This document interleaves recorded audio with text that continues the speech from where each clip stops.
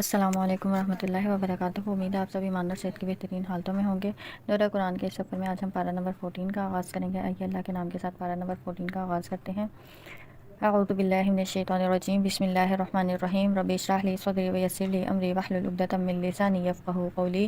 رب زدنا علما، اللہم انفعنا بما علمتنا وعلمنا ما ینفعنا وزدنا علما۔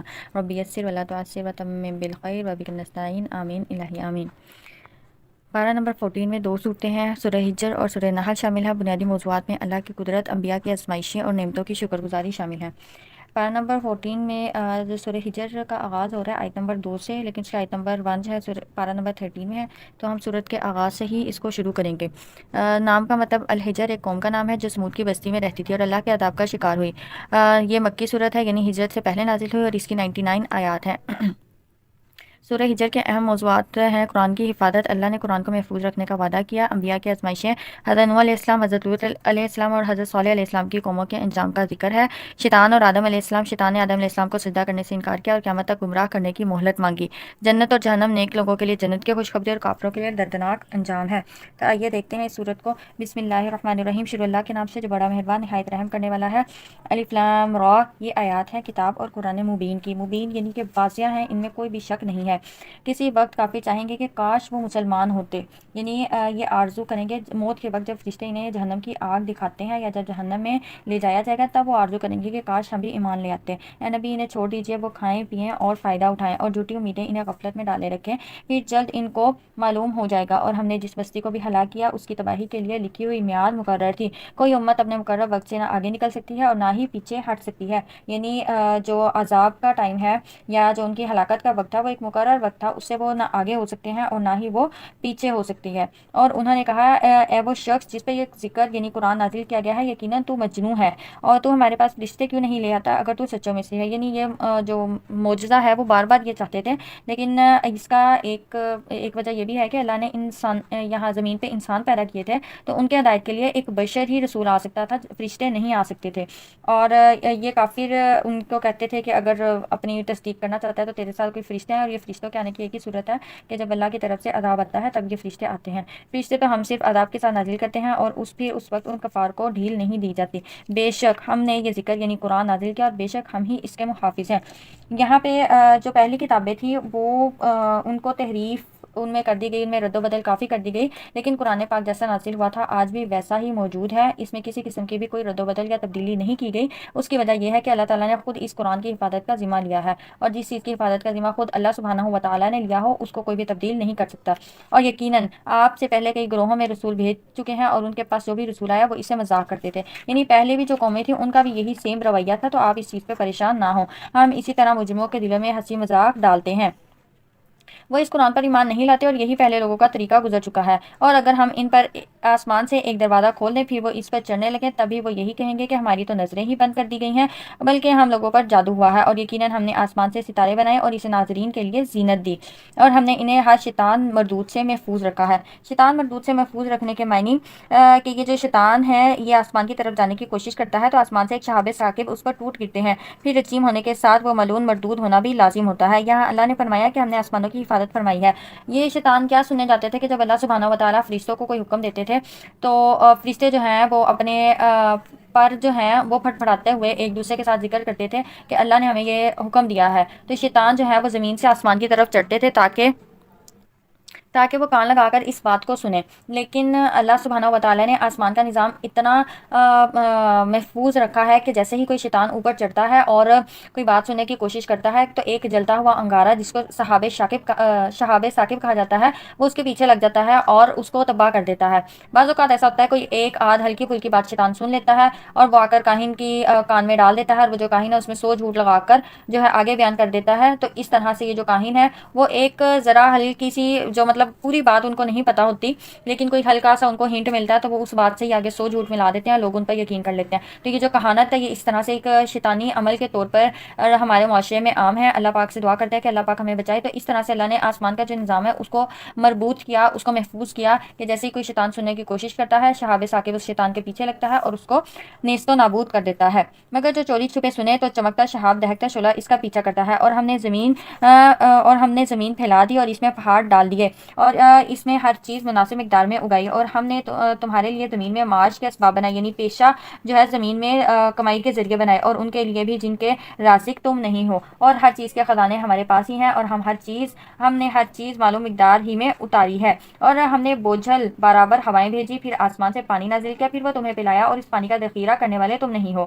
اور بلا شبہ ہم ہی زندگی اور موت دیتے ہیں، اور بے شک ہم ہی سب کے وارث ہیں، اور یقیناً ہمیں ان کا علم ہے جو تم سے پہلے گزر چکے، اور ان کا بھی علم ہے جو پیچھے رہنے والے ہیں، اور اے نبی بے شک آپ کا رب انہیں اکٹھا کرے گا، بے شک وہ علیم و حکیم ہے، اور یقیناً ہم نے انسان کو سڑے گارے کی کھنکھناتی مٹی سے تخلیق کیا۔ یہاں انسان کی جو تخلیق ہے اس کے بارے میں بیان کیا جا رہا ہے۔ مٹی کی مختلف حالتیں ہیں اور اس کے مختلف نام ہیں، جیسے خشک مٹی، تراب، اور بھیگی مٹی جو ہے تین، گندی ہوئی بدبودار مٹی کو ہمائن مسنون، جب یہ ہمائن مسنون جو ہے خشک ہو کر گھن گھن کرنے لگے تو سلسالین، اور جب اسے آگ میں پکا لیا جائے تو فخار کہلاتی ہے۔ یہاں اللہ تعالیٰ نے انسان کی تخلیق کا جس طرح سے تذکرہ فرمایا ہے، اس سے معلوم ہوتا ہے کہ آدم خاکی کا پتلا ہمائن مسنون یعنی گندی ہوئی سڑی ہوئی بدبودار مٹی سے بنایا گیا، جب وہ سوکھ کر گھن گھن کرنے لگا تو سلسال ہو گیا، تو اس میں روح پھونک دی گئی۔ اس سلسال کو قرآن میں دوسری جگہ کل فخار کہا گیا ہے، جیسے کہ فرمایا گیا خلق الانسان من صلصال کالفخار، پیدا کیا انسان کو کھنکھناتی مٹی سے جیسے ٹھیکرا۔ سورہ رحمان میں اس بات کا ذکر ہے۔ تو انسان کو جو ہے کھنکھناتی مٹی بدبودار مٹی سے پیدا کیا گیا ہے، پھر بھی انسان جو ہے وہ عاجز نہیں ہوتا، اور وہ اتنا غرور و تکبر کرتا ہے اپنی تخلیق پر اور اپنے انسان ہونے پر۔ تو ایسی کون سی بات ہے جس پر انسان جو ہے وہ غرور و تکبر کرتا ہے؟ یہ انسان کے لیے لمحہ فکریہ ہے، اسے اپنی جو تخلیق ہے اس پر غور کرتے ہوئے آج ان کی ساری اختیار کرنی چاہیے۔ اور اس سے پہلے جنوں کو ہم نے سخت حرارت والی آگ سے تخلیق کیا، اور جب آپ کے رب نے فرشتوں سے کہا بے شک میں سڑے گارے کی کھنکھناتی مٹی سے ایک بشر تخلیق کرنے والا ہوں، پھر جب میں اسے درست کر لوں اور اس میں اپنی روح پھونک دوں تو اس کے آگے سجدہ کرتے گر پڑنا۔ پھر سارے فرشتوں نے اکٹھا سجدہ کیا سوائے ابلیس کے، اس نے انکار کیا کہ سجدہ کرنے والوں کے ساتھ ہو۔ اللہ نے فرمایا اے ابلیس تجھے کیا ہے، تو سجدہ کرنے والوں میں شامل نہ ہوا۔ اس نے کہا میں ایسا نہیں کہ ایک بشر کو سجدہ کروں جسے تو نے سڑے گارے کی کھنکھناتی مٹی سے پیدا کیا۔ اللہ نے فرمایا پھر تو یہاں سے نکل جا، چنانچہ بلا شبہ تو مردود ہے۔ یعنی وہ جو ابلیس تھا وہ اللہ کا سب سے مقرب تھا اور بہت زیادہ عبادت کرنے والا تھا، لیکن صرف ایک غرور نے اور ایک جو تکبر اس نے کیا اس کی وجہ سے اس کے پچھلے تمام اعمال ضائع ہو گئے، اور پھر اللہ نے کہا کہ بلا شبہ تو مردود ہے اور بے شک تجھے یوم جزا تک لعنت ہے۔ اس نے کہا میرے رب مجھے اس دن تک مہلت دے جب لوگ دوبارہ اٹھائے جائیں گے۔ اللہ نے فرمایا بے شک تو مہلت دیے جانے والوں میں سے ہے مقررہ وقت کے دن تک۔ اس نے کہا میرے رب مجھ کو تیرے گمراہ کرنے کے سبب یقیناً میں ان لوگوں کے لیے زمین میں گناہ خوشنما بنا دوں گا اور ان سب کو گمراہ کروں گا۔ یہ جو اس نے کہا نا کہ مجھ کو تیرے گمراہ کرنے کے سبب، یعنی اس نے اپنی گمراہی کا جو ذمہ ہے وہ اللہ کے سپرد کر دیا ہے، جبکہ اللہ کسی کو گمراہ نہیں کرتا، اللہ کسی بھی انسان پہ کسی بھی جان پہ ظلم نہیں کرتا۔ انسان کی گمراہی اور ہدایت جو ہے وہ اسی کی اپنی نیت پہ ڈیپینڈ کرتی ہے کہ اگر اس کے دل میں چاہ ہے ہدایت کی تو وہ ہدایت پا لیتا ہے، اگر چاہ نہیں ہے تو وہ ہدایت نہیں پا سکتا۔ تو اسی طرح اگر انسان سے کوئی غلطی ہو جاتی ہے تو ہم جلدی سے کیا کرتے ہیں، اس کو قسمت کی طرف اللہ کی طرف منسوخ کر دیتے ہیں۔ تو یہ رویہ جو ہے یہ شیطانی رویہ ہے کہ اپنی غلطی کو، اپنی ذاتی کو، یا ہم سے کوئی غلط کام ہو جائے، گناہ ہو جائے تو ہم اس کو جلدی سے اللہ کی طرف کر دیتے ہیں، اور اگر کوئی اچھا کام ہو جاتا ہے، کوئی نیکی کرتے ہیں، کوئی کامیابی ملتی ہے تو اس کو ہم اپنی ذات کے ساتھ منسوخ کرتے ہیں۔ یہ جو چیز ہے یہ شیطانی رویہ ہے، ہمیں اس رویے سے بچنا چاہیے۔ جب بھی ہمیں کوئی کامیابی ملے، کوئی نیکی ملے، کوئی اچھا کام ہم کریں تو اسے اللہ کی طرف منسوخ کرنا چاہیے، اور اگر کوئی ہم سے غلطی ہو جائے، کوئی زیادتی ہو جائے یا کوئی برا کام ہو یا ہمیں کہیں ناکامی ہو تو اسے اپنی ذات کے ساتھ یا پھر شیطان کے ساتھ جو ہے وہ منسوخ کرنا چاہیے۔ یہی مومن کا اصل رویہ ہے۔ اللہ پاک سے دعا کرتے ہیں کہ اللہ پاک ہمیں یہ رویہ اختیار کرنے کی توفیق عطا فرمائے۔ تیرے ان بندوں کے سوا جو ان میں سے چنے ہوئے ہیں، یعنی جو تیرے نیک برگزیدہ بندے ہیں، ہدایت یافتہ ہیں، ان پر میرا کوئی زور نہیں چلے گا۔ اللہ نے فرمایا یہی مجھ تک پہنچانے والی سیدھی راہ ہے، بے شک میرے بندوں پر تیرا کوئی زور نہیں، مگر گمراہوں پر تیرا زور چلے گا۔ جس نے تیری اتباع کی یعنی جو تیرے وسوسات کے پیچھے لگ گیا تو وہ پھر گمراہ ہو جائے گا، اور یقیناً ان سب کے وعدے کی جگہ جہنم ہے، اس کے 7 دروازے ہیں، ان گمراہوں میں سے ہر دروازے کے لیے ایک تقسیم شدہ حصہ ہے۔ بے شک متقی لوگ باغوں اور چشموں میں ہوں گے، کہا جائے گا تم ان میں سلامتی اور امن کے ساتھ داخل ہو جاؤ، اور ان کے سینوں میں جو کینہ حسد ہوگا ہم نکال دیں گے۔ وہ تختوں پر آمنے سامنے بیٹھے بھائی بھائی ہوں گے، انہیں نہ وہاں کوئی تھکاوٹ پہنچے گی، نہ ہی وہاں سے نکالے جائیں گے۔ اے نبی میرے بندوں کو خبر سنا دیجئے کہ یقیناً میں خوب بخشنے والا، خوب رحم کرنے والا ہوں، اور بے شک میرا عذاب بھی بڑا دردناک ہے۔ اور انہیں ابراہیم کے مہمانوں کی خبر سنا دیجئے، جب وہ اس کے پاس پہنچے تو انہوں نے سلام کیا۔ اس نے کہا بے شک ہم تم سے ڈرتے ہیں۔ وہ بولے ڈر مت، بے شک ہم تجھے ایک علم والے لڑکے کی بشارت دیتے ہیں۔ ابراہیم نے کہا کیا تم مجھے بشارت دیتے ہو جبکہ مجھ پر بڑھاپا آ چکا ہے؟ یہ فرشتے آئے تھے ابراہیم علیہ السلام کے پاس اور ایک بیٹے کی خوشخبری دینے دینے آئے تھے تو اس پر یہ ان کا آگے ان کی جو بات چیت ہے اس کو اللہ پاک نے یہاں پہ بیان کیا ہے. چنانچہ آپ کس بنا پر تم بشارت دیتے ہو؟ وہ بولے ہم نے تجھے حق کی بشارت دی ہے، چنانچہ تو نا امیدوں میں سے نہ ہو. ابراہیم نے کہا اور اپنے رب کی رحمت سے تو گمراہ لوگ ہی نا امید ہوتے ہیں. یعنی ابراہیم علیہ السلام نے کہا کہ میرا رب جو چاہے وہ کر سکتا ہے، میں اسے نا امید نہیں ہوں. ابراہیم علیہ السلام نے کہا پھر تمہارا مقصد کیا ہے اے بھیجے ہوئے فرشتوں؟ یعنی فرشتے یہاں پہ یہ ثابت ہو رہا ہے کہ جو فرشتے ہیں وہ جب بھی آتے ہیں وہ ہلاکت کے لیے مطلب آئے تھے. تو یہاں پہ یہ اندازہ اسی بات سے لگایا گیا ہے کہ اولاد کی بشارت دینے نہیں آئے تھے، بلکہ ان کے آنے کا مقصد کوئی اور بھی ہے. ایک تو مطلب ابراہیم علیہ السلام کو انہوں نے اولاد کی بشارت دی، وہ اللہ کی طرف سے انہیں حکم تھا، لیکن اس کے علاوہ بھی ان کا کوئی مقصد تھا. اس لیے ابراہیم علیہ السلام نے یہاں پہ ان سے یہ بات پوچھی. انہوں نے کہا بے شک ہم ایک مجرم قوم کی طرف بھیجے گئے ہیں سوائے آل لوط کے، بے شک ہم ان سب کو نجات دینے والے ہیں سوائے اس کی بیوی کے. ہم نے مقدر کر دیا کہ بے شک وہ پیچھے رہ جانے والوں میں سے ہوگی. پھر جب فرشتے آل لوط کے ہاں پہنچے تو لوط نے کہا بے شک تم لوگ تو اجنبی ہو. وہ بولے بلکہ ہم تیرے پاس وہ عذاب لائے ہیں جس میں یہ لوگ شک کرتے ہیں، اور ہم تیرے پاس حق یقینی چیز لائے ہیں اور بے شک ہم سچے ہیں. چنانچہ تو رات کے کسی حصے میں اپنے اہل و عیال کو لے نکل اور ان کے پیچھے چل، اور تم میں سے کوئی پیچھے مڑ کر نہ دیکھے، اور چلے جاؤ جہاں تمہیں حکم دیا جاتا ہے. اور ہم نے اس امر کا فیصلہ سنا دیا کہ بے شک صبح ہوتے ہی ان لوگوں کی جڑ کاٹ دی جائے گی. یعنی صبح ہوتے ہی ان پر عذاب جو ہے وہ آ جائے گا.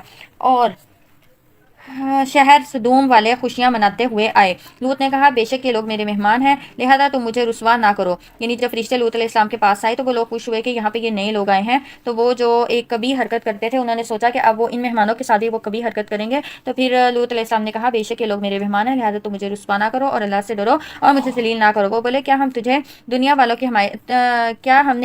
والوں کی حمایت سے روکا نہیں تھا؟ لوط نے کہا یہ میری قوم کی بیٹیاں ہیں، ان سے نکاح کر لو اگر تم کچھ کرنے ہی والے ہو. اے نبی آپ کی امت کی قسم بے شک وہ اپنی بستی میں بھٹک رہے تھے، پھر سورج نکلتے ہی انہیں چٹخار نے آ پکڑا. پھر ہم نے اس بستی کے اوپر والے حصے کو اس کے نیچے والا حصہ کر دیا اور ان پر کنکر اور پتھر برسائے. بے شک اس میں گہری نظر سے غور و فکر کرنے والوں کے لیے نشانیاں ہیں، اور بے شک وہ بستی سیدھی راہ پر موجود ہے. یعنی وہاں گزرگاہ پہ موجود ہے وہ بستی، وہاں سے گزرتے ہوئے عبرت پکڑنی چاہیے اور اللہ سے مغفرت طلب کرنی چاہیے. اور بے شک اس میں مومنوں کے لیے یقیناً نشانی ہے، اور بے شک ایکا بستی والے بھی البتہ ظالم تھے. چنانچہ ہم نے ان سے انتقام لیا، اور بے شک وہ دونوں تباہ شدہ بستیاں خود ہی شاہراہ پر ہیں. اور یقیناً ہجر والوں یعنی سمودیوں نے بھی رسول کی تکذیب کی، اور ہم نے انہیں بھی اپنی نشانیاں دی. پھر وہ ان سے اعراض کرنے والے تھے اور دو پہاڑوں سے بے خوف ہو کر گھر تراشتے تھے. چنانچہ انہیں صبح ہوتے ہی چٹخار نے آ پکڑا، پھر ان کے کام نہ آیا وہ مال جو وہ کماتے تھے. اور ہم نے آسمانوں اور زمین کو اور جو ان کے مابین ہے حق ہی کے ساتھ تخلیق کیا، اور یقیناً قیامت آنے والی ہے. تو اے نبی آپ کافروں سے خوبصورت انداز سے درگزر کریں، بلا شبہ آپ کا رب ہی سب کو تخلیق کرنے والا خوب جاننے والا ہے. بے شک ہم نے آپ کو بار بار دہرائی جانے والی 7 آیات اور قرآن عظیم دیا ہے. بار بار دہرائی جانے والی جو آیات ہیں سب من مسانی سے، اس میں مفسرین کا اختلاف ہے. اکثر کے نزدیک اس سے مراد سورہ فاتحہ ہے جس کی 7 آیتیں ہیں جو ہر نماز میں ہر رکعت میں بار بار پڑھی جاتی ہیں. مسانی کے معنی ہے بار بار دہرائی جانے والی.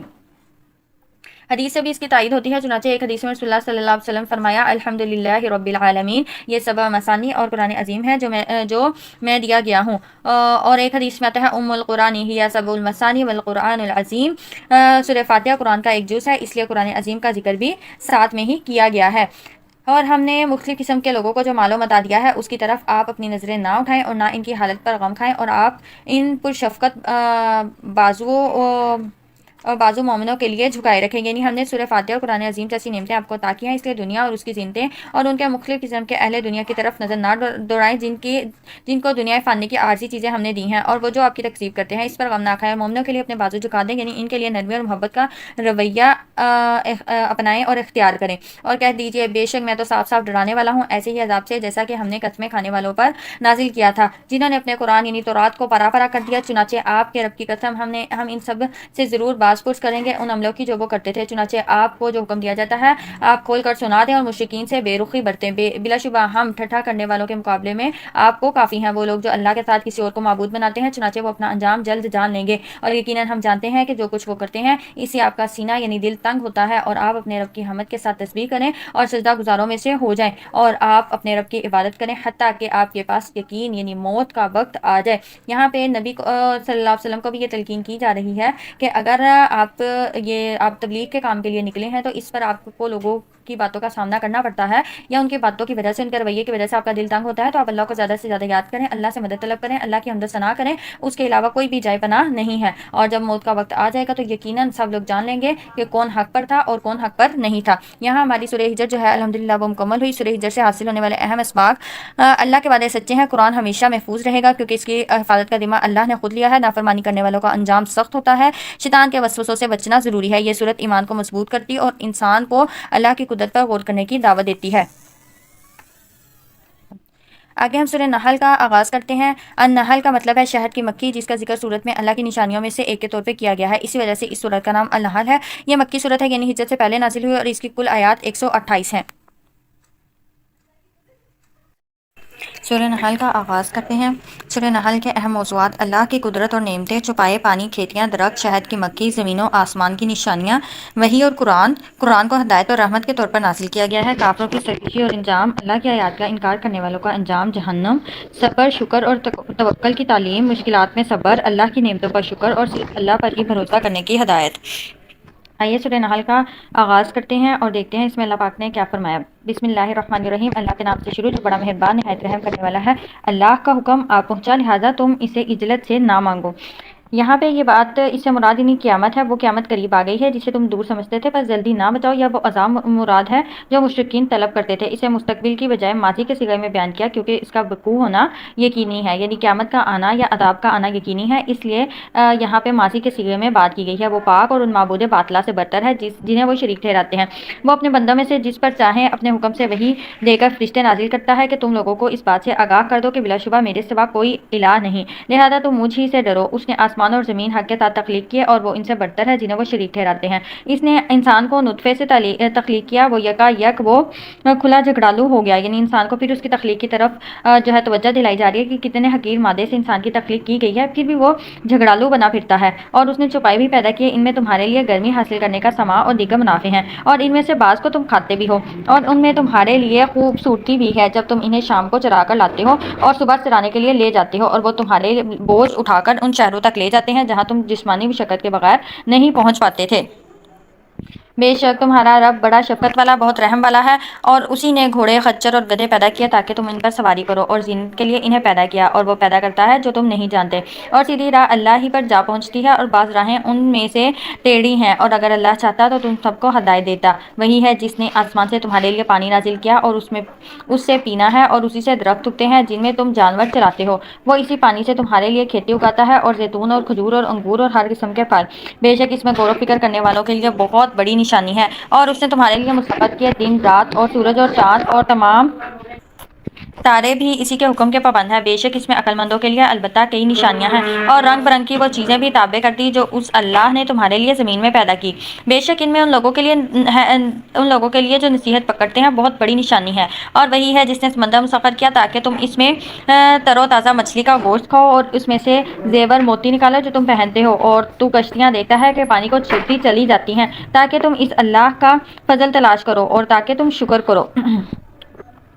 اور اس نے زمین میں پہاڑ ڈال دیے کہ وہ تمہیں لے کر نہ جھک پڑے، اور نہریں اور راستے بنائے تاکہ تم راہ پاؤ، اور دیگر نشانیاں بنائیں، اور تاروں سے بھی لوگ راہ پاتے ہیں۔ بھلا جو اللہ سب کچھ تخلیق کرتا ہے وہ اس جیسا ہو سکتا ہے جو کچھ بھی تخلیق نہیں کرتا؟ کیا پھر تم نصیحت نہیں پکڑتے؟ یہاں پہ تو ایک یہ کہ اللہ کی یہ ساری جو نشانیاں ہیں جو تخلیق ہے اس کو بیان کرنے کا مقصد یہ ہے کہ انسان کو اللہ نے اتنی نعمتیں نوازی ہیں تو اس کو چاہیے کہ وہ شکر گزاری اختیار کرے، اور دوسرا یہاں پہ یہ توحید جو ہے وہ واضح کی ہے کہ وہ اللہ جو ان ساری چیزوں کو تخلیق کر سکتا ہے، تو تم اس کے ساتھ اس کو کیوں شریک ٹھہراتے ہو جس نے کچھ بھی تخلیق نہیں کیا، یا پھر وہ کچھ بھی تخلیق نہیں کر سکتا، اس کے پاس ایسی کوئی طاقت نہیں ہے؟ تو کیا ایک طاقت والا انسان جس کے پاس ہر چیز کو تخلیق کرنے کی طاقت ہے وہ، اور دوسری طرف وہ ہو جس کے پاس کوئی بھی طاقت نہیں ہے، تو کیا دونوں برابر ہو سکتے ہیں؟ تو اسی طرح اللہ کے پاس طاقت ہے تخلیق کرنے کی، اللہ کے پاس طاقت ہے اس کائنات کو بنانے کی، وہ جو چاہے وہ کر سکتا ہے، اور اس کے ساتھ کوئی بھی شریک نہیں ہو سکتا، کوئی بھی اس کی طاقت کا، اس کے علم کا احاطہ نہیں کر سکتا۔ تو اس کی مثال جیسے میں نے پہلے بیان کیا کہ ایک انسان، آپ طاقتور انسان کو دیکھ لیں اور ایک کمزور انسان کو دیکھ لیں، جب آپ ان کو برابر نہیں مانیں گے تو آپ اللہ کی جو بادشاہت ہے، اللہ کی جو قدرت ہے، اللہ کی جو ملکیت ہے، اس کے برابر کسی اور کو کیسے ٹھہرا سکتے ہیں؟ اور اگر تم اللہ کی نعمتیں گننا چاہو تو انہیں گن نہ سکو، بے شک اللہ بہت बख्शने वाला, निहायत रहम वाला है। और अल्लाह जानता है जो तुम छुपाते हो, जो तुम जाहिर करते हो। और लोग जिन्हें अल्लाह के सिवा पुकारते हैं वो कोई चीज़ तख्लीक नहीं करते, जबकि वो खुद तख्लीक किए गए हैं, और वो मुर्दे हैं, जिंदा नहीं है, और वो शऊर नहीं रखते, और वो कब उठाए जाएंगे। तुम्हारा मबूद बस एक ही मबूद है, चुनाचे जो लोग आखिरत पर ईमान नहीं रखते उनके दिल मुनकर हैं और वो तकब्बुर करने वाले हैं। बिला शुबा यकीनन अल्लाह जानता है जो वो छुपाते और जो वो जाहिर करते हैं, बेशक वो तकब्बुर करने वालों को कतन पसंद नहीं करता। और जब उनसे कहा जाए कि तुम्हारे रब ने क्या नाजिल किया है, तो वो कहते हैं कि पहले लोगों की किस्से कहानियां हैं, यानी कि वो इस कुरान को कहते हैं इसका मजाक करते हुए और इख्तिजा का मुजाहिरा करते हुए कहते हैं कि अल्लाह ने तो कुछ नहीं उतारा, ये जो मोहम्मद सल्लल्लाहु अलैहि वसल्लम हमें पढ़कर सुनाता है ये तो पहले लोगों की कहानियां हैं जो कहीं ना कहीं से सुनकर ये बयान कर देता है, ये अल्लाह की तरफ से नाजिल किया हुआ नहीं है, ताकि यौम क़यामत वो अपने कामिल बोझ उठाएं और कुछ उनके बोझ भी जिन्हें वो बगैर इनके गुमराह करते हैं। जान लो बुरा बोझ है जो वो उठाते हैं, तहकीक वो लोग मर चुके हैं जो उनसे पहले थे, मगर अल्लाह ने इनके मकर की इमारत को बुनियादों से आ लिया, चुनाचे उनके ऊपर छत गिर पड़ी और उन पर अदाब आया जहाँ से वो शऊर ना रखते थे। फिर यौम क़यामत अल्लाह इन्हें रुसवा करेगा और कहेगा मेरे शरीक कहाँ हैं जिनके बारे में तुम मोमिनों से झगड़ते थे। वो लोग कहेंगे जिन्हें इल्म दिया गया था, बेशक आज का दिन काफरों के लिए रुसवाई और बदबख्ती है। वो लोग जिन्हें फरिश्ते इस हाल में पोत करते हैं कि वो अपने आप पर जुल्म करने वाले थे, तो वो ये कहते हुए सर तस्लीम खम कर देते हैं कि हम तो कोई बुरा अमल नहीं करते थे। फरिश्ते कहते हैं क्यों नहीं, बेशक अल्लाह को मालूम है जो तुम अमल करते थे, चुनाचे तुम जहन्नम के दरवाजों में दाखिल हो जाओ। यानी उनके कुफर के सबब उनको ये सजा मिलेगी कि कहा जाएगा तुम जहन्नम के दरवाजों में दाखिल हो जाओ और इसमें हमेशा रहोगे। सो कैसा बुरा ठिकाना है तकब्बुर करने वालों के लिए। और जब पूछा जाता है मुत्तकी लोगों से कि तुम्हारे रब ने क्या नाजिल किया, तो वो कहते हैं खैर ही खैर, जिन लोगों ने भलाई की उनके लिए दुनिया में भी भलाई है और आखिरत तो यकीनन बेहतरीन और क्या खूब है मुत्तकी लोगों का घर, यानी हमेशा के बागात हैं, वो उनमें दाखिल होंगे और उनके नीचे नहरें जारी होंगी, वहाँ उनके लिए वो होगा जो वो चाहेंगे। अल्लाह इसी तरह मुत्तकी लोगों को जज़ा देता है जिनको फरिश्ते इस हाल में फोत करते हैं कि वो कुफ्र शिक से पाक होते हैं, तो फरिश्ते कहते हैं तुम पर सलाम हो, तुम जन्नत में दाखिल हो जाओ इसके बदले जो तुम अमल करते थे, यानी नेक लोगों का बदला सलामती और जन्नत होगा। वो काफिर यही इंतजार तो करते हैं कि उनके पास फरिश्ते आए या आपके रब का हुक्म आए। इस तरह किया था उन लोगों ने जो उनसे पहले थे और अल्लाह ने इन पर जुल्म नहीं किया, यानी वो जो जल्दबाजी में वो दुआ करते थे कि हम पर अजाब आ जाए अगर हम गलत हैं, या आप सल्लल्लाहु अलैहि वसल्लम को जो कहते थे कि कोई फरिश्ता क्यों नहीं आता, तो अब उनके पास ये फरिश्ते आएंगे या आपके रब का हुक्म आएगा। तो यहाँ पे ये है कि ये वही चीज़ है कि वो फरिश्ते आएंगे, उनकी रूहें कब्ज़ करेंगे, या फिर रब का हुक्म अजाब या क़यामत उनके पास आ जाएगी। यही वो चीज़ है जिसके बारे में वो कहा करते थे कि ये चीज़ हमारे पास क्यों नहीं आती। तो ये जुल्म उन्होंने खुद अपने ऊपर किया है, अल्लाह ने उन पर ये जुल्म नहीं किया। फिर उन्होंने जो किया था उसके बुरे नतीजे उन्हें पहुंचे और इन्हें इस अजाब ने घेर लिया जिसका वो मजाक उड़ाते थे। और मुश्रिक लोगों ने कहा अगर अल्लाह चाहता तो हम इसके सिवा किसी चीज़ की इबादत ना करते और ना ही हमारे बाप दादा ही, और हम इसके हुक्म के बगैर कोई चीज़ हराम भी ना ठहराते। इसी तरह उन लोगों ने किया जो उनसे पहले थे, चुनाचे रसूलों के ज़िम्मे तो सिर्फ साफ साफ पहुंचा देना है। अल्लाह का चाहता तो यकीनन सबको हदायत पे अल्लाह बना देता और सभी हदायत याफ्ता होते, लेकिन यहाँ पे एक आजमाइश रख दी। अल्लाह ने दो रास्ते दे दिए और इंसान को जो अक्ल शऊर दिया है इस वजह से ये दो रास्ते दिए हैं कि ये सही रास्ता है या गलत रास्ता। इंसान ने शऊर हासिल करना है, इल्म हासिल करना है और इस चीज़ का पता लगाना है कि कौन सा रास्ता सही है और कौन सा रास्ता नहीं सही। और यकीनन हमने हर उम्मत में एक रसूल भेजा कि अल्लाह की इबादत करो और ताक़ूत से बचो। फिर उनमें से बाज़ को अल्लाह ने हदायत दी और उनमें से बाज़ पर जलालत साबित होगी, लिहाजा तुम ज़मीन में चलो फिर देखो रसूलों को झुटलाने वालों का अंजाम कैसा इबरतनाक हुआ। ए नबी ख्वाह आप उनकी हदायत के लिए कितने ही हित करें तो बेशक अल्लाह जिसे गुमराह कर दे इसे हदायत नहीं देता और इन गुमराहों का कोई मददगार नहीं। और वो अल्लाह की पुख्ता कसमें खाकर कहते हैं कि जो मर जाता है अल्लाह इसे दोबारा नहीं उठाएगा, क्यों नहीं, बल्कि वो उठाएगा, ये इसके ज़िम्मे सच्चा वादा है। लेकिन अक्सर लोग इल्म नहीं रखते, ताकि इनके लिए वो बात वाज़ेह कर दे जिसमें वो इख्तिलाफ करते थे और ताकि मालूम हो जाए कि काफरों को बेशक वही झूठे थे। और जब हम किसी चीज़ का इरादा कर लें तो उसके लिए हमारा सिर्फ यही कौल होता है कि हम इसके लिए कहते हैं कुन हो जा फ़यकून, तो वो हो जाती है। और जिन लोगों ने जुल्म और सितम सहने के बाद अल्लाह की राह में हिजरत की, अलबत्ता हम इन्हें दुनिया में ज़रूर अच्छा ठिकाना देंगे। यानी वो लोग जो ये कहते हैं ना कि अल्लाह दोबारा नहीं उठाएगा, तो अल्लाह के लिए दोबारा इंसान को उठाना मुश्किल नहीं है। अल्लाह जब किसी फ़ैसले का इरादा कर लेता है तो अल्लाह फरमाता है कुन फ़यकून, तो वो हो जाता है। और फिर आगे ये हिजरत करने वालों का जो दर्जा है उसको बयान किया जा रहा है कि जिन्होंने जुल्म और सितम सहने के बावजूद भी अल्लाह को नहीं छोड़ा, अल्लाह के रास्ते को नहीं छोड़ा और हिजरत कर गए, तो उनके लिए दुनिया और आखिरत में बहुत अच्छा ठिकाना है। काश वो इल्म रखते हैं वो लोग जिन्होंने सब्र किया और वो अपने रब ही पर तवक्कल करते हैं। और हमने आपसे पहले भी मर्द ही नबी भेजे थे, हम उनकी तरफ वही करते थे, लिहाजा तुम अहले जिक्र यानी अहले किताब से पूछ लो अगर तुम इल्म नहीं रखते। हमने इन्हें वाज़ेह दलाइल और किताबों के साथ भेजा था और हमने आप पर ये जिक्र قرآن نازل کیا تاکہ آپ لوگوں کے سامنے بیان کریں جو کچھ ان کی طرف نازل کیا گیا، اور شاید کہ وہ غور و فکر کریں۔ کیا بے خوف ہو گئے ہیں وہ لوگ جنہوں نے برے مگر کیے کہ اللہ انہیں زمین میں دھنسا دے، یا ان پر وہاں سے عذاب لے آئے جہاں سے وہ شعور نہیں رکھتے، یا ان کے چلنے پھرنے کے دوران میں وہ انہیں پکڑ لے پھر وہ اسے عاجز کرنے والے نہیں، یا انہیں حالت خوف میں مبتلا کر کے پکڑ لے۔ بلا شبہ تمہارا رب بہت شفقت کرنے والا، بڑا رحم کرنے والا ہے۔ یہاں پہ یہ کہ وہ گناہ پر فوراً مواخذہ نہیں کرتا بلکہ مہلت دیتا ہے، اور اس مہلت سے بہت سے لوگوں کو توبہ اور استغفار کی توفیق بھی نصیب ہوتی ہے۔ تو اللہ دیکھیں کتنا رحم کرنے والا ہے کہ اگر انسان کوئی گناہ کرتا ہے، کوئی غلطی کرتا ہے، تو اللہ مہلت دیتے ہیں اور انتظار کرتے ہیں کہ اللہ کا جو بندہ ہے وہ اللہ کی طرف لوٹے گا، توبہ اور استغفار کرے گا۔ اللہ پاک سے دعا کرتے ہیں کہ اللہ پاک ہمیں عاجزی اور انکساری کرنے والا، اپنے گناہوں پر نادم و شرمندہ ہونے والا اور توبہ استغفار کرنے والا بنائے، آمین ثم آمین۔ کیا یہ لوگ اللہ کی پیدا کی ہوئی ان چیزوں کو نہیں دیکھتے کہ ان کے سائیں دائیں اور بائیں جانب سے ڈھلتے ہیں، اللہ کو سجدہ کرتے ہوئے، اور اس کے سامنے وہ سب عاجز ہیں، اور آسمانوں اور زمین کے تمام جاندار اللہ کو سجدہ کرتے ہیں اور تمام فرشتے بھی، اور وہ تکبر نہیں کرتے، یعنی ہر چیز دنیا کی جو ہے وہ اللہ کو سجدہ کر رہی ہے۔ تو اس پر انسان غور و فکر کرے تو اس کو یہ اندازہ ہوگا کہ اللہ سبحانہ و تعالیٰ کے سوا کوئی بھی اس دنیا کا خالق و مالک نہیں ہے۔ وہ اپنے اوپر سے اپنے رب سے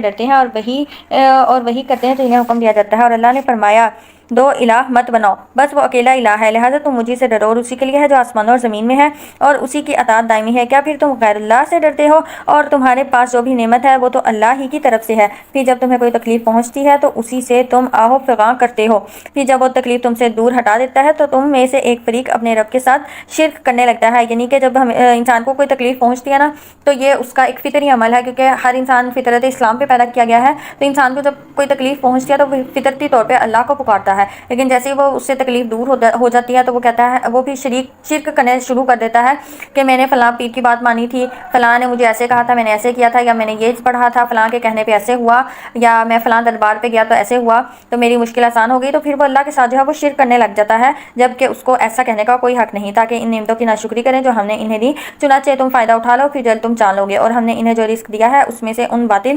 معبودوں کا حصہ ٹھہراتے ہیں جنہیں یہ جانتے بھی نہیں۔ اللہ کی قسم تم سے تمہاری غلطیوں پر یا جو تم جھوٹ باندھتے ہو ان کے بارے میں ضرور سوال ہوگا، اور وہ اللہ کی بیٹیاں ٹھہراتے ہیں اور وہ اولاد سے پاک ہے، اور ان کے لیے ہے جو وہ چاہیں، یعنی اپنے لیے وہ بیٹوں کو پسند کرتے ہیں اور اللہ کے لیے نعوذ باللہ وہ بیٹیاں ٹھہراتے ہیں۔ تو یہاں پہ یہ بات کہ اللہ کو اولاد کی ضرورت نہیں ہے، اولاد کی ضرورت اس کو ہوتی ہے جو محتاج ہوتا ہے، جیسے انسان محتاج ہے، انسان کو اولاد کی ضرورت ہے، لیکن اللہ محتاج نہیں ہے، اللہ غنی ہے، اس کو اولاد کی کوئی ضرورت نہیں، اور وہ اس امر سے پاک ہے۔ اور جب ان میں سے کسی کو بیٹی کی بشارت دی جاتی ہے تو اس کا چہرہ سیاہ پڑ جاتا ہے اور وہ غم اور غصے سے بھرا ہوتا ہے، وہ اسعار کے باعث لوگوں سے چھپتا پھرتا ہے جس کی اسے بشارت دی گئی ہے، سوچتا ہے کہ کیا اپنی توہین کے باوجود اسے باقی رکھے یا اسے مٹی میں دبا دے، اگار ہو، بہت برا ہے جو وہ فیصلہ کرتے ہیں۔ وہ لوگ جو آخرت پر ایمان نہیں رکھتے ان کے لیے بری مثال ہے اور اللہ کے لیے اعلیٰ مثال ہے، اور وہ غالب خوب حکمت والا ہے۔ اور اگر اللہ لوگوں کے ظلم پر ان کا مواخذہ کرے تو اس زمین پر کوئی چلنے پھرنے والا نہ چھوڑے، لیکن وہ ایک مقررہ وقت تک انہیں ڈھیل دیتا ہے، پھر جب وہ ان کا مقررہ وقت آ پہنچتا ہے تو وہ ایک گھڑی بھی آگے پیچھے نہیں ہو سکتے۔ اور وہ اللہ کے لیے وہ چیزیں ٹھہراتے ہیں جس سے وہ خود کراہت کرتے ہیں، اور ان کی زبانیں جھوٹ کہتی ہیں، اور بے شک ان کے لیے بھلائی ہے، بلا شبہ یقیناً ان کے لیے آگ ہے، اور بے شک وہ اس میں سب سے آگے جائیں گے۔ اللہ کی قسم البتہ تحقیق ہم نے آپ سے پہلی قوموں کی طرف رسول بھیجے تو شیطان نے ان کے برے اعمال ان کے لیے خوشنما کر دیے، چنانچہ آج وہی ان کا دوست ہے اور ان کے لیے دردناک عذاب ہے۔ اور ہم نے آپ پر کتاب صرف اس لیے نازل کی تاکہ آپ ان پر وہ چیز واضح کر دیں جس میں وہ اختلاف کرتے ہیں، یعنی اس میں نبی صلی اللہ علیہ وسلم کے فرائض کو بیان کیا گیا ہے کہ عقائد و احکام شریعہ کے سلسلے میں یہود و نصارہ کے درمیان اور اسی طرح مجوسیوں مشرکوں کے درمیان اور دیگر اہل ادیان کے درمیان جو باہم اختلاف ہے اس کو اس طرح تفصیل سے بیان فرمائے کہ حق اور باطل واضح ہو جائے تاکہ لوگ حق کو اختیار کریں اور باطل سے اجتناب کریں۔ اور وہ ایمان لانے والوں کے لیے ہدایت و رحمت ہے۔ اور اللہ نے آسمان سے پانی نازل کیا، پھر اس کے ساتھ زمین کو اس کی موت کے بعد زندہ کیا، یعنی بنجر زمین کو زرخیز بنا دیا۔ بے شک اس میں ان لوگوں کے لیے البتہ نشانی ہے جو سنتے ہیں، اور بے شک تمہارے لیے چوپایوں میں بھی عبرت غور و فکر کا سامان ہے۔ ہم تمہیں پلاتے ہیں جو ان کے پیٹوں میں ہے، گوبر اور لہو کے بیچ سے خالص دودھ پینے والوں کے لیے آسانی سے حلق میں اتر جانے والا ہے۔ تو یہ دیکھیں اللہ کی قدرت کی کتنی بڑی نشانی ہے کہ چوپائے جو کچھ کھاتے ہیں معدے میں جاتا ہے اور اسی خوراک سے دودھ، خون، گوبر اور پیشاب بنتا ہے۔ خون رگوں میں اور دودھ تھنوں میں، اس طرح گوبر اور پیشاب اپنے اپنے مخرج میں منتقل ہو جاتے ہیں۔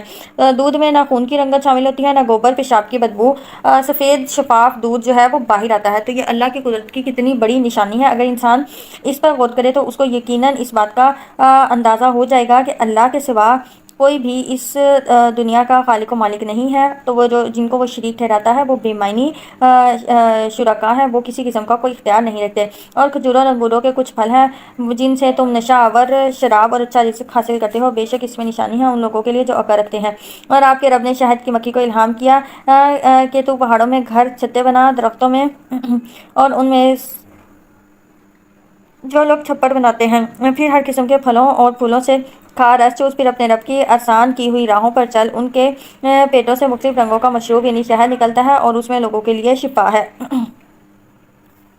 وہی سے مراد الہام اور وہ سمجھ بوجھ ہے جو اللہ تعالیٰ نے طبعی طور پر ضروریات کی تکمیل کے لیے حیوانات کو بھی عطا کی ہے، یعنی کوئی سرخ، کوئی سفید، کوئی نیلا اور کوئی زرد رنگ کا۔ جس قسم کے پھلوں اور کھیتوں سے وہ خوراک حاصل کرتی ہیں اسی حساب سے اس رنگ کا ذائقہ بھی مختلف ہوتا ہے۔ شہد کی مکھی پہلے درختوں میں، پہاڑوں میں، انسانی عمارتوں کی بلندیوں پر اپنا مسدس خانہ چھتا اس طرح بناتی ہے کہ درمیان میں کوئی شگاف نہیں رہتا،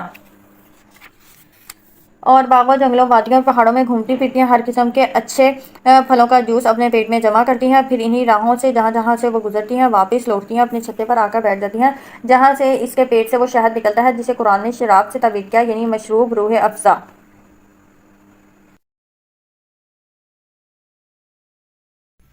شہد کی مکھی کے حوالے سے ہم پڑھ رہے تھے کہ اللہ نے جو شہد کی مکھی ہے اس میں غور و فکر کرنے والوں کے لیے بہت نشانیاں رکھی ہیں۔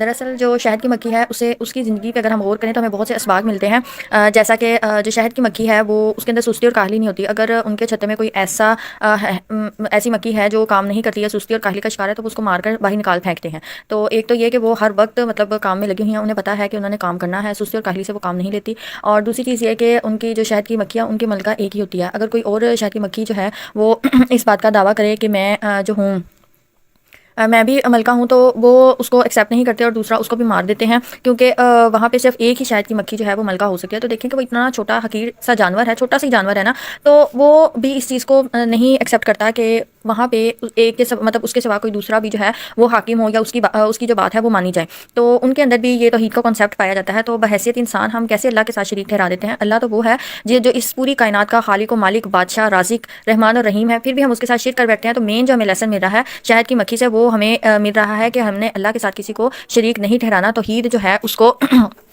اپنانا اور سمجھنے کی کوشش کرنی ہے۔ اور دوسرا جو عملی سبق ہے ہمارے لیے وہ یہ ہے کہ ہم نے اپنی زندگی کا کوئی نہ کوئی مقصد بنانا ہے، اپنی زندگی کو سستی اور کاہلی میں ضائع نہیں کرنا، بلکہ اپنی زندگی کا ایک خاص مقصد بناتے ہوئے اس کے مطابق زندگی گزارنی ہے۔ آگے دیکھتے ہیں، اور اللہ نے تمہیں پیدا کیا، پھر وہی تمہیں وفا دیتا ہے اور تمہیں سے کوئی نکارہ عمر تک پہنچا دیا جاتا ہے، یعنی بڑھاپے کی عمر تک۔ اور وہ عمر ایسی ہے کہ انسان جو ہے وہ بچپنے کی طرف چلا جاتا ہے۔ بچپنا بھی نہیں کہہ سکتے اس کو، مطلب وہ ایک عجیب سی اس انسان کی کیفیت ہوتی ہے کہ وہ علم کے بعد بھی کچھ نہیں جانتا۔ بے شک اللہ خوب جاننے والا، خوب قدرت والا ہے۔ اللہ نے رزق میں تمہیں سے بعض کو بعض پر فضیلت دی، پھر جن لوگوں کو فضیلت دی گئی وہ اپنا رزق ان لوگوں کی طرف نہیں لوٹانے والے جو ان کے دائیں ہاتھ کی ملکیت میں ہیں، یعنی غلام ہے، کہ وہ اس رزق میں برابر ہو کیا، پھر وہ اللہ کی نعمتوں کے ہی منکر ہیں۔ یہاں پہ ایک اور توحید کو سمجھانے کے لیے جو ہے نا مثال دی گئی ہے، یعنی کہ جب تم اپنے غلاموں کو اتنا مال اور اسباب دنیا نہیں دینا چاہتے کہ وہ تمہارے برابر ہو جائیں، تو تم پھر اللہ کے برابر کسی انسان کو کیسے شریک ٹھہرا سکتے ہو؟ اب آپ خود دیکھیں کہ آپ کے ماتحت جو کام کر رہے ہیں، آپ کے گھر میں کوئی ملازم کام کر رہا ہے، تو کیا آپ یہ چیز پسند کریں گے کہ وہ آپ کے برابر میں آ جائے مال میں یا حیثیت میں؟ تو کوئی بھی انسان اس چیز کو پسند نہیں کرے گا۔ جب ایک انسان ہوتے ہوئے ہم یہ چیز پسند نہیں کر سکتے تو پھر ہم اللہ کے ساتھ ایک انسان کو کیسے شریک ٹھہرا سکتے ہیں؟ اس چیز پہ غور و فکر کرنا چاہیے۔ اور اللہ نے تمہارے لیے تمہیں میں سے بیویاں بنائی اور اسی نے تمہارے لیے تمہاری بیویوں سے بیٹے اور پوتے بنائے اور تمہیں پاکیزہ چیزوں سے رزق دیا، کیا پھر بھی وہ باطل پر ایمان لاتے ہیں اور اللہ کی نعمتوں کی ناشکری کرتے ہیں اور وہ اللہ کے سوا ان کی عبادت کرتے ہیں جنہیں آسمانوں اور زمین میں ان کے لیے کسی رزق کا کوئی اختیار نہیں اور نہ ہی وہ اس کی استطاعت رکھتے ہیں۔ چنانچہ تم اللہ کے لیے مثالیں بیان نہ کرو، بے شک اللہ جانتا ہے اور تم نہیں جانتے۔ اللہ نے مثال بیان کی ہے ایک غلام مملوک کی جو کسی چیز پر قدرت نہیں رکھتا،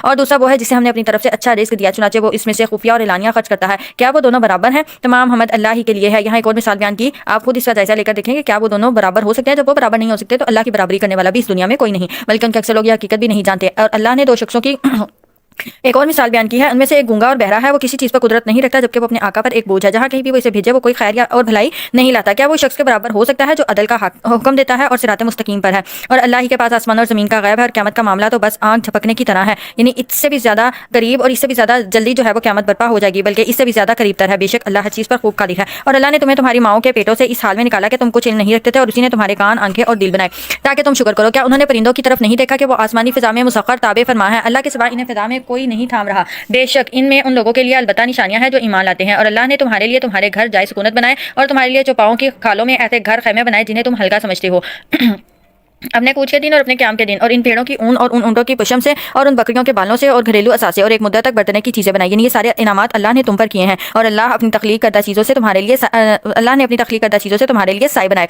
और तुम्हारे लिए पहाड़ में छुपने के मकाम यानी गार बनाई, और तुम्हारे लिए कुर्ते बनाए जो तुम्हें गर्मी से बचाते हैं, और कुर्ते ज़रा जो तुम्हें तुम्हारी लड़ाई में बचाते हैं। इस तरह वो तुम पर अपनी नेमतें तमाम करता है ताकि तुम मुती हो जाए। यानी इतनी सारी नेमतें देने के बाद अल्लाह सिर्फ हमसे ये चाहता है कि हम उसकी अतात और फरमाबरदारी करें। फिर अगर वो फिरें तो आपके ज़िम्मे तो सिर्फ साफ साफ पहुंचा देना है। वो अल्लाह की नेमत को पहचानते हैं फिर इसका इनकार करते हैं और उनमें से अक्सर नाशुक्र हैं। और याद करो जिस दिन हम हर उम्मत में से एक गवाह खड़ा करेंगे, फिर उन्होंने कुफर किया, इन्हें इजाज़त नहीं दी जाएगी और ना इनसे तौबा ही का मुतालबा किया जाएगा। और जिन लोगों ने जुल्म किया जब वो अदाब देख लेंगे, ना तो इनके अदाब में तखफीफ की जाएगी और ना ही इनको ढील दी जाएगी। और जिन लोगों ने शिरक किया जब वो अपने खुद साख्ता शरीकों को देखेंगे तो कहेंगे ए हमारे रब, हमारे शरीक हैं जिन्हें हम तेरे सिवा पुकारते थे। तब वो शरीक उनकी बात उनकी तरफ फेंक मानेंगे और कहेंगे बिलाशुबा तो यकीनन झूठे हो। और उस दिन वो अल्लाह के हुजूर अपनी फरमाबरदारी आजी पेश करेंगे और उनमें से वो सब कुछ गुम हो जाएगा जो वो झूठ गढ़ते थे। जिन्होंने कुफर किया और लोगों को अल्लाह की राह से रोका, हम इन्हें अदाब पर अदाब देंगे इसलिए कि वो फसाद करते थे। और नबी याद करो जिस दिन हम हर उम्मत में उन्हीं में से एक गवाह खड़ा करेंगे और आपको उन लोगों पर गवाह लाएंगे, और हमने आप पर हर चीज़ खोलकर बयान करने वाली ये किताब नाजिल की है जो मुसलमानों की हदायत, रहमत और खुशखबरी है। बेशक अल्लाह अदल और एहसान और कराबतदारों को इमदाद देने का हुक्म देता है और वो बेहयाई, बुरे कामों और जुल्म ज़्यादती से मना करता है। वो तुम्हें नसीहत करता है ताकि तुम नसीहत पकड़ो और अल्लाह का अहद पूरा करो। जब तुम आपस में अहद कर लो और कस्में पक्की करने के बाद ना तोड़ो जबकि तुमने अल्लाह को अपना कफील बनाया हो। बेशक अल्लाह जानता है जो तुम करते हो। और तुम उस औरत की तरह ना हो जाओ जिसने अपना सूत मेहनत से काटने के बाद टुकड़े टुकड़े कर डाला। तुम अपनी कस्मों को बाहम फरेब का जरिया बनाते हो। यहाँ पे ये मिसाल बयान की, यानी कोई हलफ तोड़ देना ऐसा ही है जैसे कि किसी औरत ने सूत काटने के बाद इसे खुद ही टुकड़े टुकड़े कर डाला हो। तो यहाँ पे ये मिसाल बयान की गई है कि उस औरत ने इतनी मेहनत की, इतनी मेहनत के बाद वो अपनी मेहनत को खुद ही ज़ाया कर दे, तो जो अहद तोड़ देता है उसके अमाल भी इसी तरह ज़ाया हो जाते हैं। और अगर अल्लाह चाहता तो तुम्हें एक ही उम्मत बना देता, लेकिन वो जिसे चाहे गुमराह करता है और जिसे चाहे हदायत देता है। और तुमसे ज़रूर इसका सवाल होगा जो तुम करते थे। और तुम अपनी कस्मों को वहाँ फरेब देने का जरिया ना बनाओ। इस्लाम पर किसी का कदम जमने के बाद डगमगा जाए और तुम दुनिया में इसकी सजा भुगतोगे। तुमने इसे अल्लाह की राह से रोका और आखिरत में तुम्हारे लिए बड़ा अदाब होगा। और अल्लाह के अहद के बदले में थोड़ी कीमत दुनियावी फायदे से ना खरीदो। बेशक जो अल्लाह के हाँ अजर है वही बेहतर है अगर तुम इल्म रखते हो। जो कुछ तुम्हारे पास है वो फना हो जाएगा और जो कुछ अल्लाह के पास है वो हमेशा ही नहीं बाकी रहने वाला है। और जिन लोगों ने सब्र किया हम जरूर इन्हें इनका अजर सवाब इन बेहतरीन अमाल के बदले में देंगे जो वो करते थे। और जिसने नेक अमल किए, मर्द हो या औरत, जबकि वो मोमिन हो, तो हम जरूर इसे पकीदा जिंदगी बसर कराएंगे और हम इन्हें जरूर इनका अजर सवाब इन बेहतरीन अमाल के बदले में देंगे जो वो करते थे। फिर जब आप कुरान पढ़ने लगे तो शैतान मरदूद से अल्लाह की पनाह मांगे। बेशक इन लोगों पर इसका कोई जोर नहीं चलता जो ईमान लाए और अपने रब पर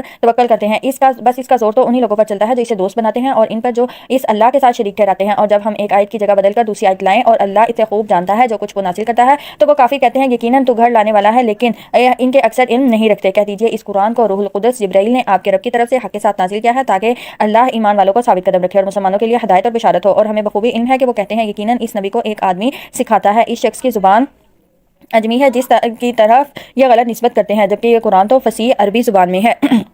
अल्लाह ने जवाब फरमाया कि ये जिन आदमियों का नाम लेते हैं तो वो अरबी ज़बान में फसाद के साथ नहीं बोल सकते, जबकि कुरान पाक तो अरबी में ऐसी फसीह व बलीग किताब है कि इसका इजाज़ जो है वो बेनज़ीर है। तो इस चैलेंज के बावजूद भी वो ऐसी एक सूरत या एक आयत या 10 आयात या एक जो कुरान बनाने का जो चैलेंज दिया गया था वो कोई भी चैलेंज जो है वो पूरा नहीं कर पाए। ये सिर्फ उनकी अपने मुँहों की बातें हैं क्योंकि वो यकीन नहीं लाते और अपने कुफर की वजह से वो इस तरह की बातें करते हैं। बिलाशुबा जो लोग अल्लाह की आयत पर ईमान नहीं लाते अल्लाह इन्हें हदायत नहीं देता और उनके लिए दर्दनाक अदाब है। झूठ तो सिर्फ वो लोग करते हैं जो अल्लाह की आयत पर ईमान नहीं लाते, वही लोग झूठे हैं। जो शख्स अपने ईमान के बाद अल्लाह से कुफर करे सिवाय इसके जिस पर जबर किया गया हो और उसका दिल ईमान पर मुतमईन था, लेकिन जिसने कुफर के लिए अपना सीना खोल दिया, राजी खुशी कुफर किया, तो ऐसे लोगों पर अल्लाह का गज़ब और उनके लिए बहुत बड़ा अदाब है।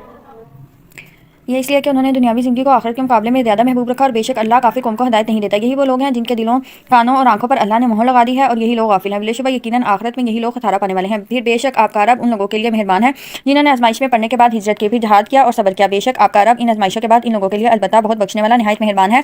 जिस दिन हर नफ्स अपनी तरफ से झगड़ता हुआ आएगा और हर किसी ने जो अमल किए होंगे उनका उसे पूरा पूरा बदला दे दिया जाएगा और उन पर जुल्म नहीं किया जाएगा। और अल्लाह ने एक बस्ती की मिसाल बयान की है जो अमन और इत्मीनान से आबाद थी। इसका रिस्क इसे हर जगह से वाफर मैसर आता था। फिर इसके बाशिंदों ने अल्लाह की نعمتوں کی ناشکری کی تو اللہ نے انہیں ان کے کرتوتوں کی وجہ سے بھوک چکھائی اور خوف کا لباس پہنایا، اور یقیناً ان کے پاس ایک رسول انہی میں سے آیا تو انہوں نے اس کی تکذیب کی، تب انہیں عذاب نے آ پکڑا اور وہی ظالم تھے۔ چنانچہ اس میں سے کھاؤ پیو جو اللہ نے تمہیں حلال پاکیزہ رزق دیا ہے، اگر تم واقعی اس کی عبادت کرتے ہو تو اللہ کی نعمت کا شکر ادا کرو، اور اللہ نے تو بس تم پر حرام کیا ہے مردار خون خنزیر کا گوشت اور جس پر غیر اللہ کا نام لیا گیا ہو۔ پھر جو شخص مجبور ہو جائے جبکہ وہ باغی نہ ہو اور نہ ہی حد سے بڑھنے والا ہو تو بے شک اللہ بہت بخشنے والا نہایت مہربان ہے۔ اور اپنی زبانوں کے جھوٹ بیان کرنے کی وجہ سے مت کہو کہ یہ حلال ہے اور یہ حرام ہے تاکہ تم اللہ پر جھوٹ باندھو، تاکہ بے شک وہ شخص جو اللہ پر جھوٹ باندھتے ہیں وہ فلاح نہیں پائیں گے۔ ان کے لیے تھوڑا سا فائدہ ہے اور آخرت میں ان کے لیے دردناک عذاب ہے۔ جو لوگ یہودی ہوئے ان پر ہم نے وہ چیزیں حرام کی تھی جو ہم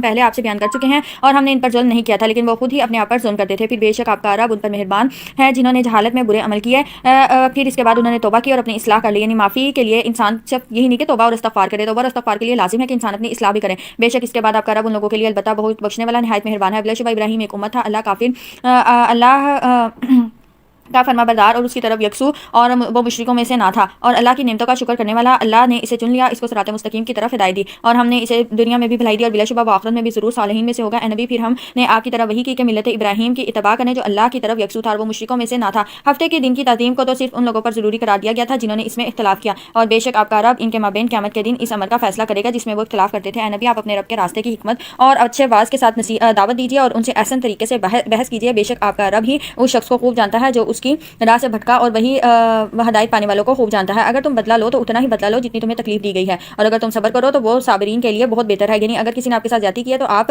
اتنا ہی بدلہ لے سکتے ہیں جتنی آپ پہ زیادتی کی گئی ہے، جتنی آپ کو تکلیف دی گئی اس سے زیادہ جو ہے وہ پھر زیادتی کے زمرے میں آئے گا، لیکن اگر معاف کر دو اور صبر کرو تو وہ زیادہ بہتر ہے۔ اور نبی آپ صبر کریں، آپ کا صبر کرنا بھی اللہ ہی کی توفیق سے ہے، اور ان کفار پر غم نہ کھائیں اور نہ آپ اس پر تنگی میں مبتلا ہوں جو وہ مکر سازشیں کرتے ہیں۔ بلا شبہ اللہ ان کے ساتھ ہے جنہوں نے پرہیزگاری کی اور وہ احسان کرتے ہوں۔ یہاں پہ ہماری سورہ نحل جو ہے وہ مکمل ہوئی۔ اس میں جو عملی اسباق تھے اللہ کی نعمتوں پر غور کرنا ہے اور شکر گزار بننا ہے، سچائی اور عدل کے ساتھ زندگی گزارے، مشکلات میں صبر اور اللہ پر توکل رکھیں۔ یہ صورت ایمان کو مضبوط کرتی ہے اور انسان کو اللہ کی نعمتوں پر غور کر کے شکر ادا کرنے کی دعوت دیتی ہے۔ الحمدللہ یہاں پارہ 14 ہمارا مکمل ہوا۔ آگے ہم